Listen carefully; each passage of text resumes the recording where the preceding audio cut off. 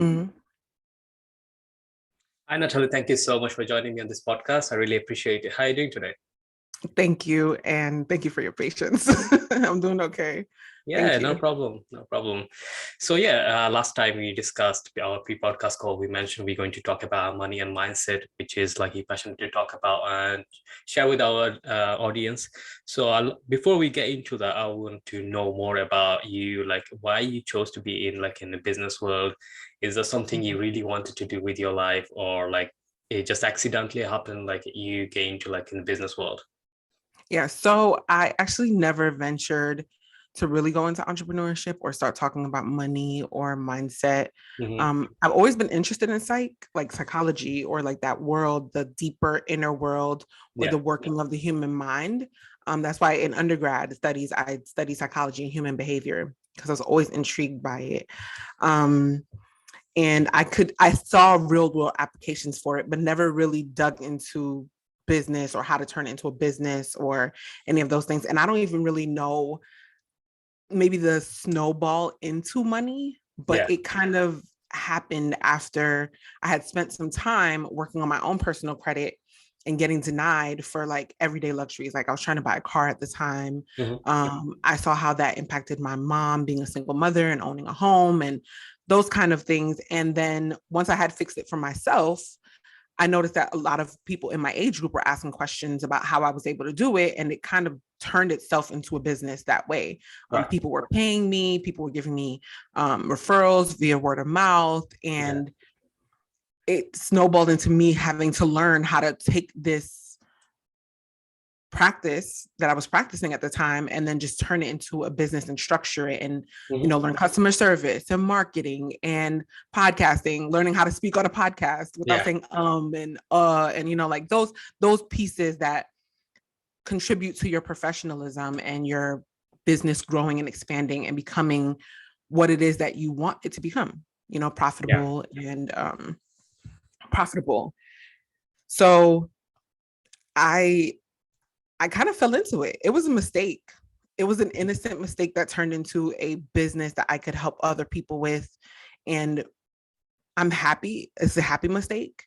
Right. I get to see, especially the women that I serve, I get to see them go from not understanding money to being able to afford homes for their children that Mm. will eventually ultimately lead to generational wealth with like the higher strategies that we use. Yeah. I get to now experience watching my daughter have an investment account, a custodial account.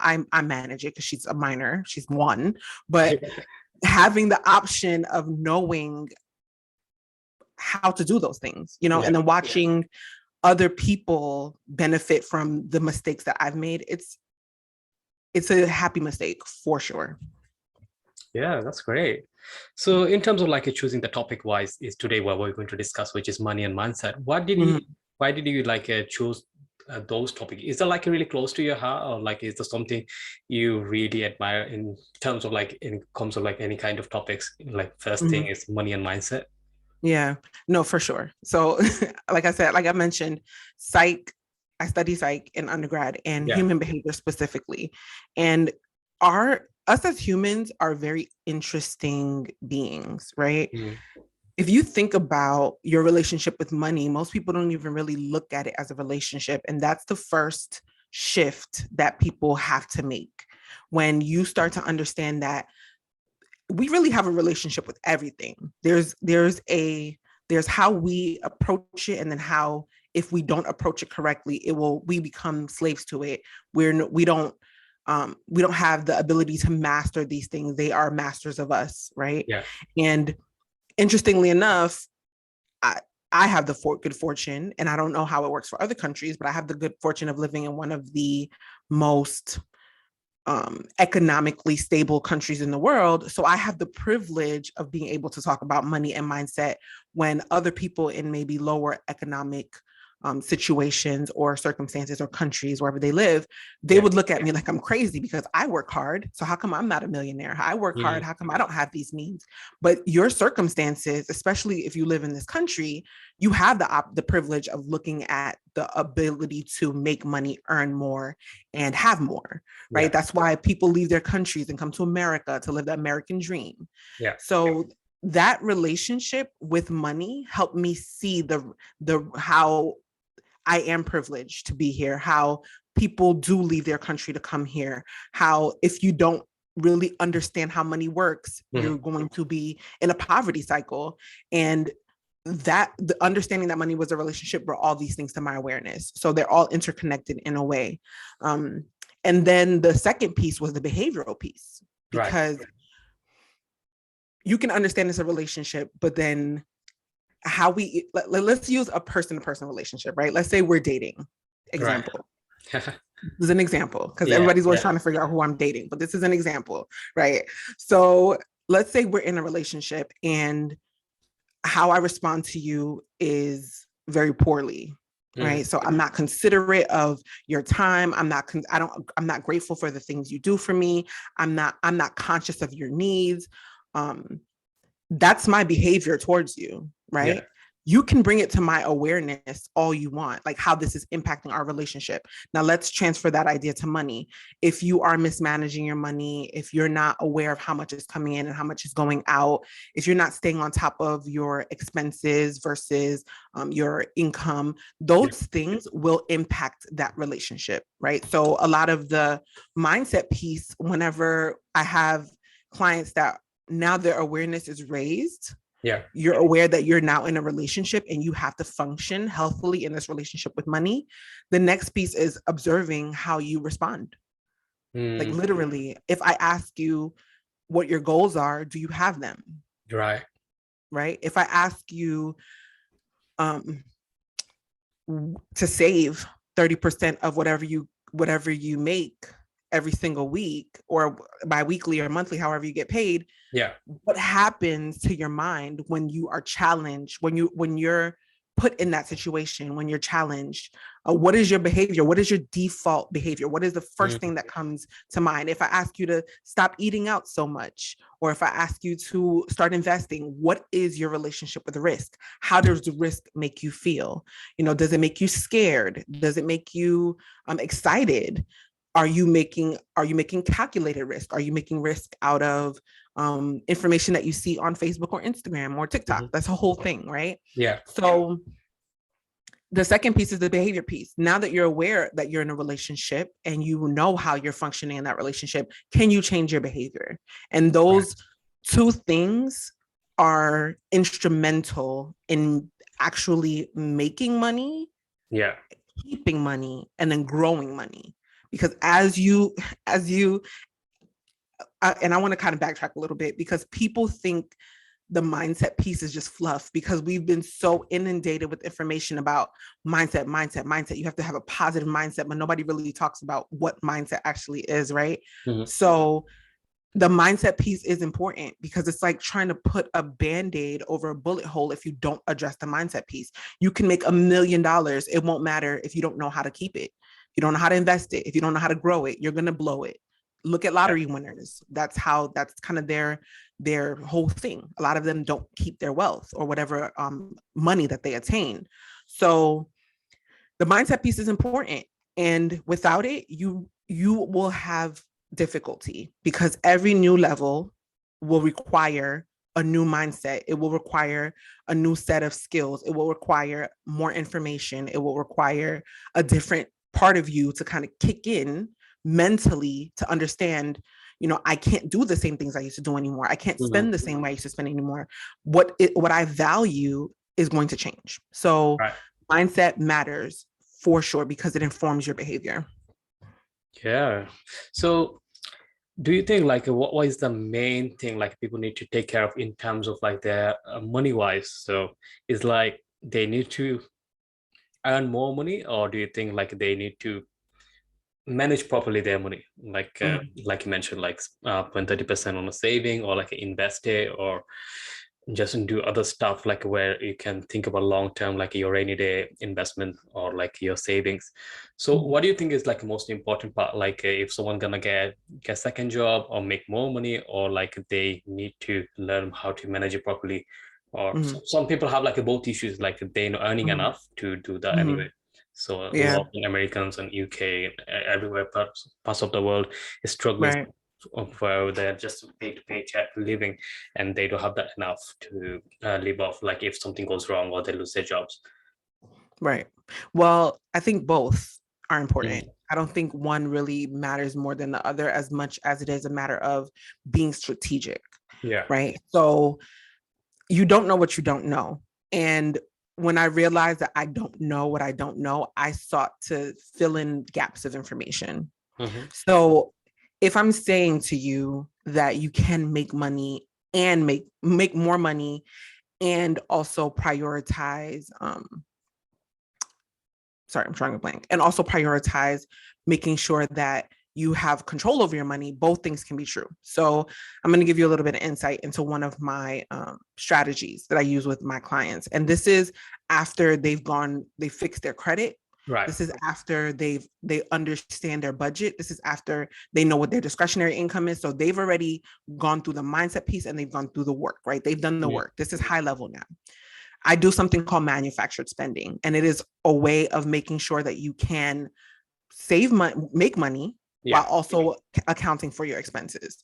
So this strategy involves making sure that you have a budget, Yeah. and using the budget will allow you to make more money. This is how it works.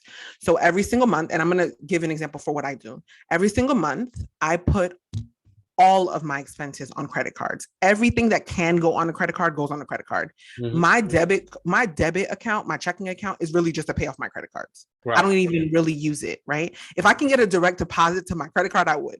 Let's just put it that way, right? Yeah. So I pay every single thing on my credit card. And every single week, I go in and I make a payment to my credit card. But I also know what's coming out every single week. Right. I know how much I'm going to make every single week, give or take. My because I'm an entrepreneur, my income varies for Yeah. the most part. But I know on the base level what I'm going to make, and I know how much I'm going to spend that week because I have a budget. Mm. Now, at the end of whatever the term period is, depending on the card, right? If it's a airline card or a rewards card, it varies. But I know on average, I'm going to net $1,200 a year, Right. right? I know that because of how I spend. So Mm. I've used my credit cards to make money Okay. because I Yeah. have a budget and I know what I'm going to put on my credit cards. I know when to pay them off. Yeah. You understand? And then on top of that, I fly for nearly free because I use my credit cards in a way that allows me to get rewards, get points, and I Mm. don't have to worry about it. And the best part is I don't pay interest on any of those credit cards because I pay it off weekly. Okay. You understand what I'm saying? So Yeah. you can do two things can be true. You can do both at the same time. It's just a matter of really assessing what your needs are. For me, my needs are travel and my needs are rewards, right? Yeah. So those are my needs. So assessing what your needs are and seeing how that fits into what your needs are. People can be investing. That's a way to make money, and almost low key where you can save your money that will have the best return on your investment. So even if it's $30, a lot of these cryptocurrencies and a lot of these um, even the older companies like the big four or Yeah. big five now really that you can invest in, if you do a marginal account with like Charles Schwab's or something like that, Mhm. You put 30 bucks, 30 bucks, 30 bucks, whatever you can spare, put it into that account, and then once you reach the threshold for what it is that they're investing, they allow you to borrow against your stocks. You can Yeah. take a loan out against your stocks. And Right. then the thing is, the liability is so low because if you happen to default on this loan, they will just take your stock value versus it going on your credit report and now it messing up your credit and all of these other things. And this is a great example of when they say not all debt is bad debt, right? Right. Life insurance is another example. People think that life insurance is for when you're dead. Yeah. Yes, in that sense, right? But life insurance is also when you're alive. I have life insurance policy that pays me living benefits right? I also can borrow against my life insurance policy. This is a loan. Yeah. And if I happen to default on this loan, they just take the value from the death benefit in the instance that I were to die, right? I'm not going to default on it, but there's ways to have money that don't require you to necessarily take on bad debt now, and people don't. It's about risky debt, right? Right. So it's really a matter of what your needs are. Again, if you need life insurance because you have a bunch of kids that you need to leave money for, that's a good place to put some money in. Over time, it will build some cash value. You can take out on it. You can put it for your kids. Whatever, you can open 401ks for your kids. They'll have tuition money, or they'll have book money, or whatever the case may be when they go to college. So there's different places you can put your money where you can make sure that you're accounting for it and also making more at the same time, or strategically borrowing in a way that doesn't put you at risky debt. Yeah, thank you for sharing that. But all seems great, like how you mentioned everything. How to manage your money and everything, but all comes down to the individual, right? If the mindset is not right there, then you can really do it. Like how you manage your credit card. I know a lot of people around me, and friends, families, and everything, they don't manage their money at all in a right way. I know like certain obstacles have like you have to get a credit card on something, but that way they manage them credit card is just, if I like the PlayStation 5, the new thing came, I'm just gonna go purchase it with my credit card. Or new shoes is coming, I'm just gonna do it. Or I'm gonna eat somewhere fancy with the credit card. They don't have the money and they just keep on borrowing, and that's going to negative. A lot of people have $40,000, $50,000 debt in the credit card, and they don't even realize how they end up being there. So in terms of like a mindset, having the mindset and knowing like where my money is going, we budgeted and everything, we know where it's going. How important do you think like having the mindset and know how to control yourself in terms of like spending wise? So how do you do that for yourself? Like how like this is my cap for the week or for the month. I'm not paying any interest on my credit card. How did you develop that kind of resilience on yourself? Right. So that's a great question. And I wish more people would ask, because it's not really a matter of what I can do, as a matter of what is being done when you spend on a credit card and you gain all this debt. Like that's what's happening essentially, is that money is an exchange of value. Cut and dry, right? At the base level, money is an exchange of value. So I say I want to purchase this book, and I price the book at $24. I believe that this is worth $24 because of what the book will give me in exchange, right? This is the information in this book is valuable to me, so I'm willing to part with $24 or whatever the book price of the book is in order for the information that I'm going to gain from the book, right? So whenever you spend money on a credit card, you're doing the same thing. You're exchanging value over time with interest. So if the PS5 is $500, let's say your interest is 10%, you're really spending $550, and that's what it costs you over time. And assuming that you can't repay that $550 for whatever reason, that just keeps going up and up and up in value. And is that something that you value? Is that something that you want? Is that something that you need, right? So whenever I spend, I'm thinking about the short-term value and the long-term value, right? Because there's both exist.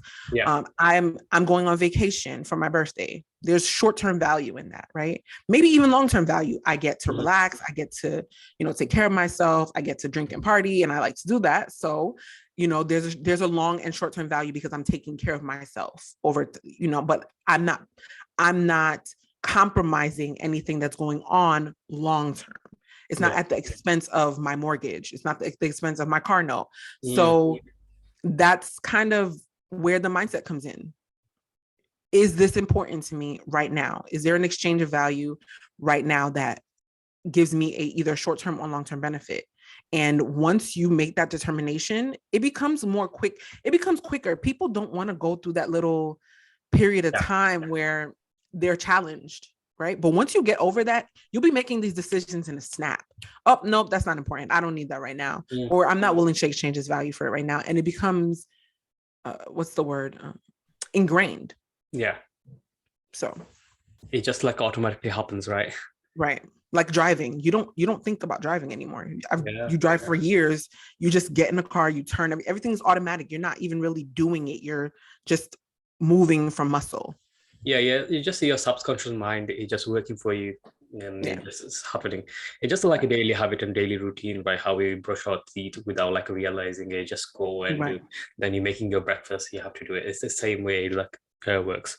So I come from that point. And thank you for sharing those. And earlier of this podcast, you mentioned about like in terms of like a dating, like if it doesn't align, that's the main problem has happened. So in terms of like, it could be like let's say you are great on money management, your mindset is there and everything, but your other half, your partner, your husband, they not there, or could be like most of the time they could be like a woman, someone's wife or their partner, and not, they're both not on the same page. So what they can actually do in terms of like they both do the money management habits and also like have the same kind of mindset, is there any kind of tips you have or like any kind of guidance you have? I'm the wrong person to ask that question, and I'll tell you why. Because my answer is the most unfavorable one, and I say you're not gonna last if you don't agree on these issues. Half of marriages end, right? And I'm sure that statistic has gone up now, especially since the pandemic, right? So let's assume the statistic is still half of marriages end, and money is cited as the number one reason why these relationships end, right? I've gotten a lot of heat for saying that if you see someone's credit and you're in a relationship with them and it's time to discuss that part, like the money part of your relationship, and they don't want to do anything about it, they don't see the need to do anything about it. If the banks don't want to be in a relationship with them, why do you? You're risking yourself financially. So other than my advice would be leave before it gets too crazy, before things get too in over your head, before you're assuming too much debt with this person and things get too crazy. I would say try to see if you can work it out. And if you can't, it probably won't work out anyway. And this is just me speculating, right? I don't know you. I don't know your situation. Don't come for me. I'm speculating. Worst case scenario, money's a necessity. If you have someone blowing it or gambling or whatever the case may be, they're putting you at risk. If you're willing to assume that risk, stay. But if you're not, leave. Thank you for sharing that. So so if someone comes to you in terms of like money management or anything for like a coaching perspective, what do you actually do in terms of like working with them? Do you have like any kind of steps you take them through or like work with them? So what are those, like you can briefly just explain to us a little bit? Yeah, sure. So it kind of depends mostly on how much debt the person may have, because if there's debt, we always work on eliminating the debt first, right? That's number one. So we just want to minimize your debt impact. We want to make sure that you're not paying sometimes hundreds of $1,000s in interest. So we're eliminating as much debt as we can. And that's with the exception of like maybe a home, because most people can't pay off a home as quickly as they could like a credit card. So removing debt is first step. Second step, and second step, while we're also eliminating the debt, is making sure that you have a budget. The bad B word, the budget word, right? Everyone hates so much. But just making sure that you understand where you are financially, for real, like looking at those numbers and removing the emotional piece of it, because a lot of people they tie their emotions to what they make, or they tie their emotions to what their credit score is, their numbers. So let's remove the emotions from them. And once we have a budget, we really have a good understanding of where you are financially. It makes eliminating debt a lot easier, because you know how much you can actually put aside to paying down cards more, or whatever the case may be. And then I also ask for them to clarify their goals. What do you want to do? And I do not accept answers like make more money. That's not a goal. That's a wish. It's a concept. It's an idea, right? The goal is I want to make 30% more by April. I want to, and then we could talk about how that's possible. I want to eliminate, I want to have half my debt paid off by the end of the year. And then we have something that we can actually work with. Another thing that I really focus on is making sure that my clients actually can earn more money based on where they are. Some people, not even some people, I have a client right now who was older and he had a couple of properties. Right. And he was renting one out to a family member who was just mooching off of him, essentially. And then other properties were just sitting. And I'm like, man, get these things on Airbnb. The first month he got them on Airbnb, he made 5 figures that month. Right. Money that he was sitting on for years. You understand? And kick the family member out. They'll figure it out. Yeah. They're hoping you don't. You know what I'm saying? Like they're hoping you don't do this. So, or charge them rent, whatever the case may be. But get rid of this dead weight, financial dead weight. So seeing how you can make more money if you have a degree. And I want to say this with vigor, and I want to say this with emphasis. If you have a degree in something, you should be consulting. There's no reason why you should not. That is a skill. You have credentials to back it. Yeah. You need to be consulting. Make sure that you're an expert in this thing and that people are not wasting their money, but you should be consulting. That is a way to make more money. And it doesn't have to, you don't have to build this empire, right? You could just, if your goal is to make $3,000 a month with a side hustle, how are we going to do that? How are we going to leverage your credentials? And then when you're making more, if you want to increase your lifestyle, we need to map that out because you're not going to make 3,000 to spend the entire 3,000. Let's make that 3,000 to invest and make more. And I don't teach investing because I'm not a financial planner or a financial advisor, but we have people who can work with you to show you avenues where you can actually make your money grow and have a return on your investment. So that's essentially what we all do. And if it's a business, we want to make sure your business is actually profitable, actually make sure it's structured properly. Yeah. So those steps depend on the person, of course, but those are some of the things that we work on because people don't know what they don't know. And we just want to make sure that you are educated and empowered. Yeah, great. Mm-hmm. So there's great steps to follow. Like not many people are aware of it, like you can actually do something like that. Right. We just earn the money and we just spend and without thinking what's going on. And when you get older, then you realize we have nothing to show off for, right? And there's struggles and financial problems. So Nathalie, thank you so much for sharing those valuable lessons to us and our audience. I really appreciate it. So those who's listening, if anyone wants to reach out to you, want to work with you, what's the best place to find you? So I am Nat Noise, literally IAMNATNOISE on Instagram, Facebook, Twitter, TikTok, all the good stuff. Mm-hmm. So you'll find me there. If you have any questions, my DMs are almost always open. And I say almost always because you'll see why. Just DM me and you'll know. And then also, if you're interested in buying Converted and you're interested in converting your credit, you can go to convertedcredit.com, and that's convertedcredit.com, and you can grab the book. Yeah, thank you so much for your time. I really appreciate it, and I hope you have a wonderful day and enjoy the rest of your year, and wish you good luck. Thank you. So yeah, that's a wrap, guys. Thank you so much for listening to this podcast. I really appreciate it. So those who's listening, if you want to work with Nathalie and check out stuff, go visit her website, also grab her book, and reach out to her on social media platforms. So till then, stay safe, stay healthy. I'll talk to you next episode. Thank you, everyone.